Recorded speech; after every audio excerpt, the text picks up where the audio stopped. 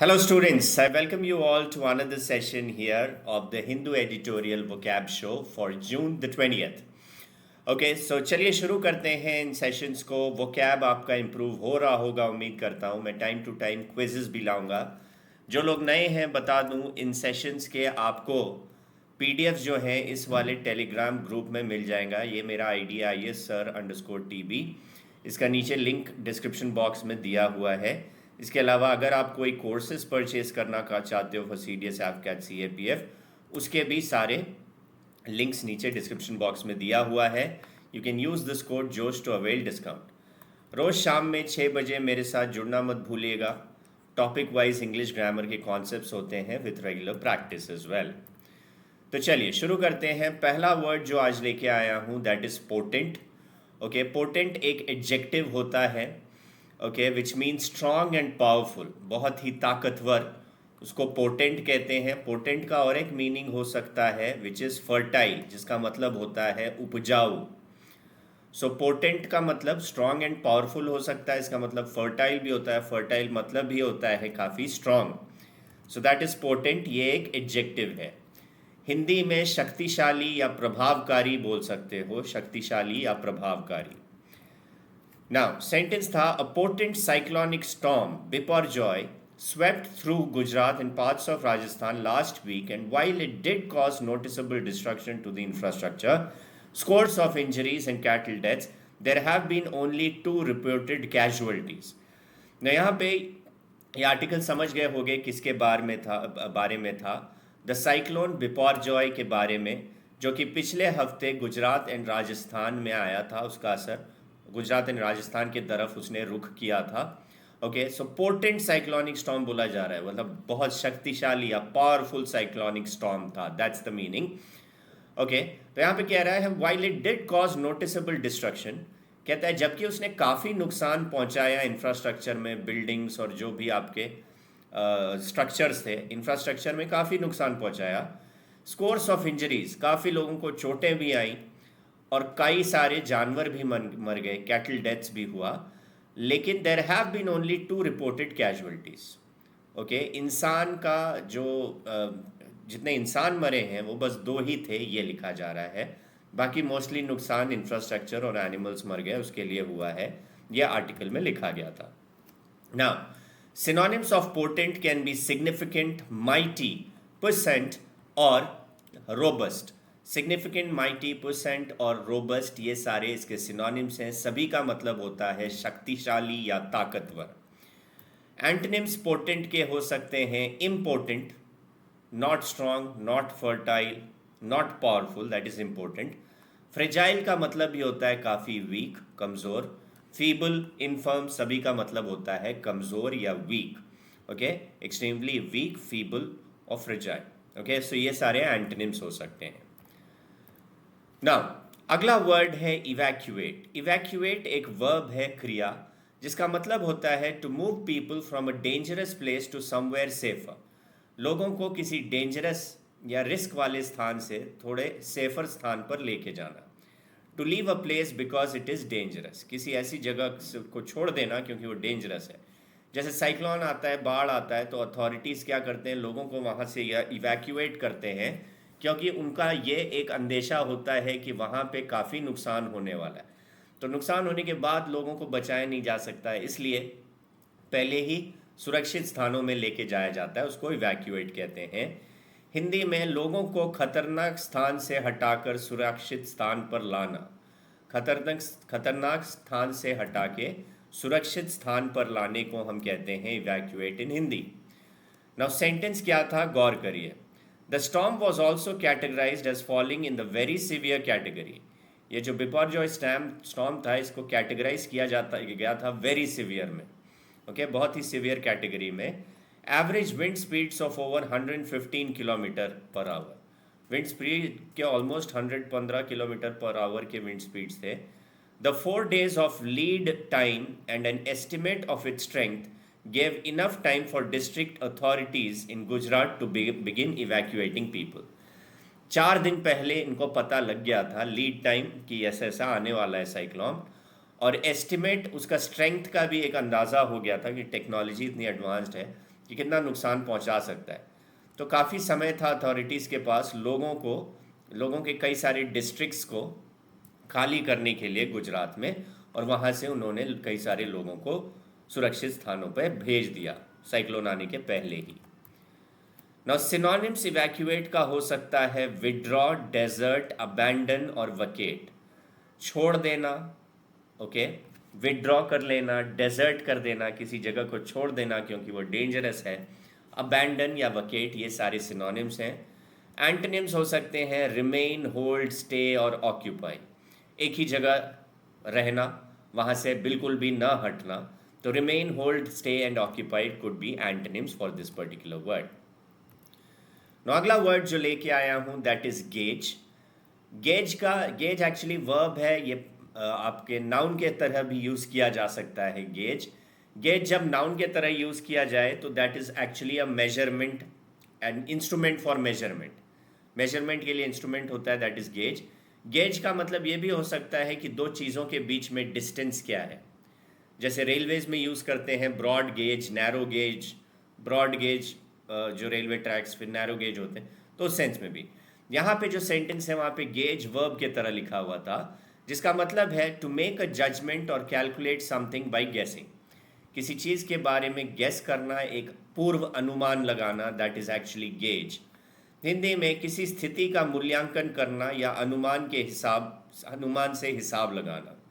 स्थिति का मूल्यांकन करना या किसी चीज़ का अनुमान लगाना, दैट इज़ गेज।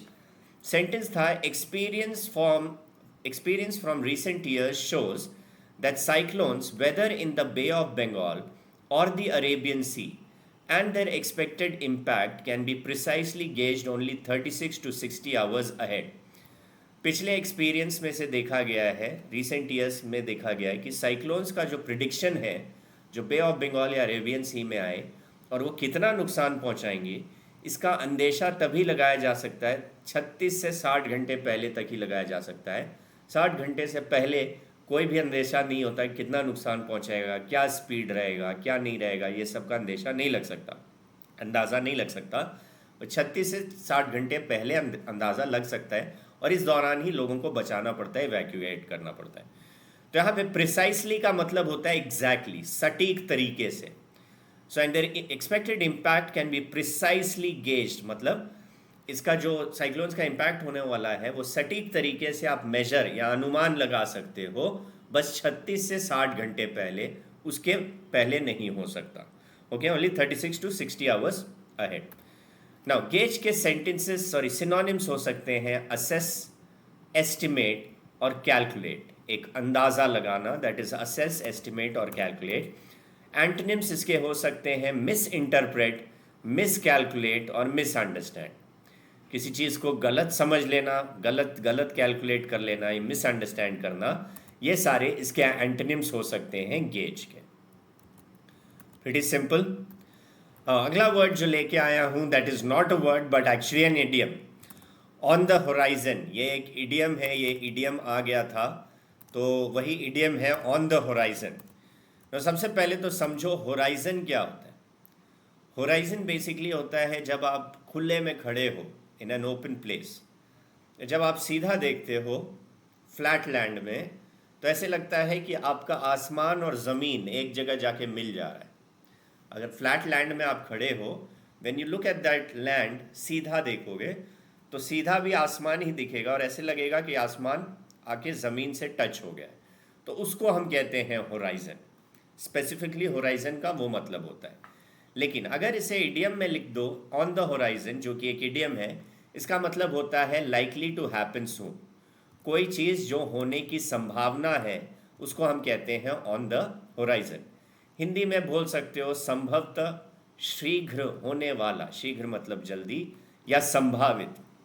कोई चीज़ जो हो सकता है, होने का की संभावना है, उसको ऑन द होराइजन कहा जाता है।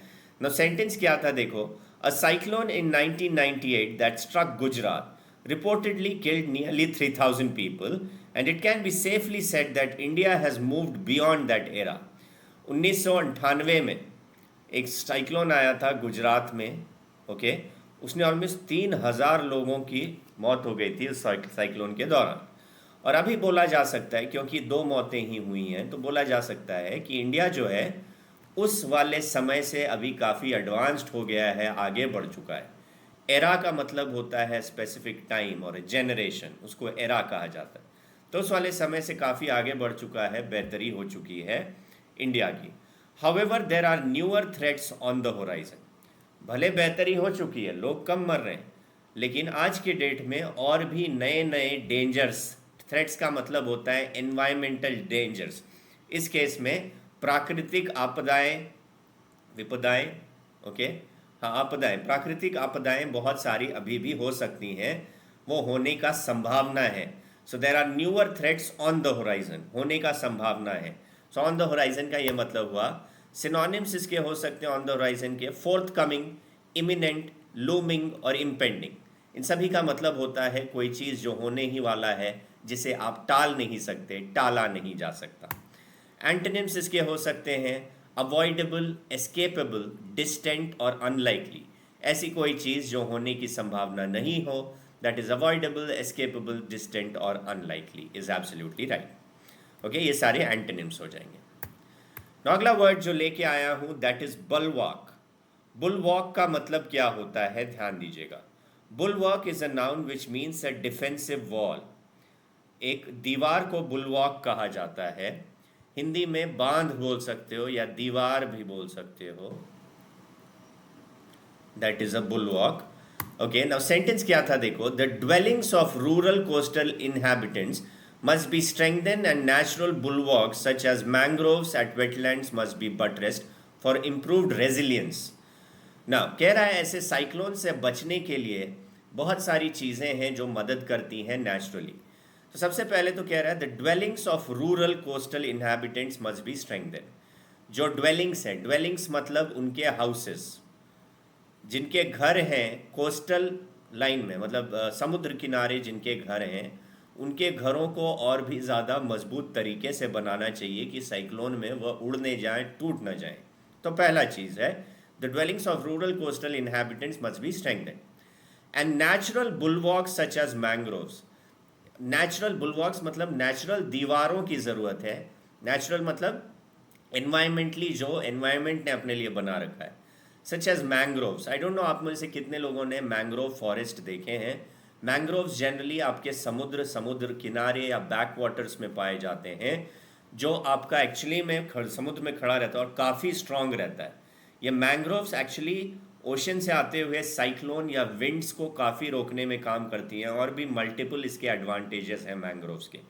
जहाँ पे लिखा जा रहा है कि मैंग्रोव्स और भी ज़्यादा होने चाहिए ऐसे वेटलैंड्स में और कोस्टल एरियाज में, ताकि ये साइक्लोन्स और स्टॉर्म्स के इफेक्ट काफ़ी कम हो सकें। वो एक नेचुरल दीवार का काम करेगा, और इन सब चीज़ों से और भी सपोर्ट मिलेगा वहाँ के लोगों को, ताकि बटरेस्ट का मतलब होता है सपोर्टेड, एक तरह से और भी किसी चीज़ को और भी तंदुरुस्त बनाना और भी उसको ताकतवर बनाना। तो ये सारी चीज़ें जो हैं, इससे हम नुकसान कम से कम करा सकते हैं अगर आगे कोई साइक्लोन या स्टॉर्म आता भी है।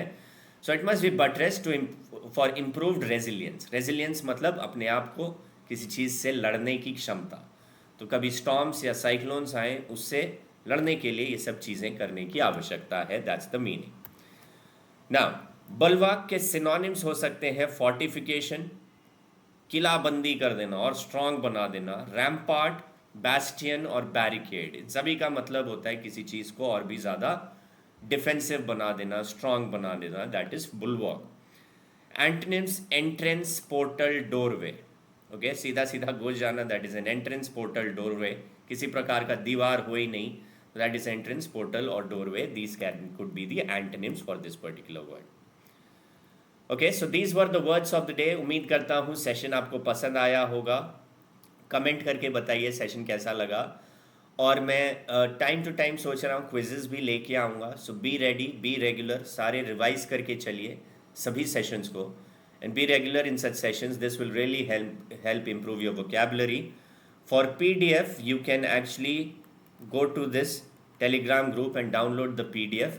Save it in a particular place ताकि आप रिवाइज कर सको। People preparing for CDS, AFCAT, CAPF, links नीचे डिस्क्रिप्शन बॉक्स में हैं for the courses. You can use this code JOSH to avail additional discount on the courses as well. So that was it in this session. मिलता हूँ अगले session में, तब तक के लिए goodbye, stay safe, take care everyone, bye bye.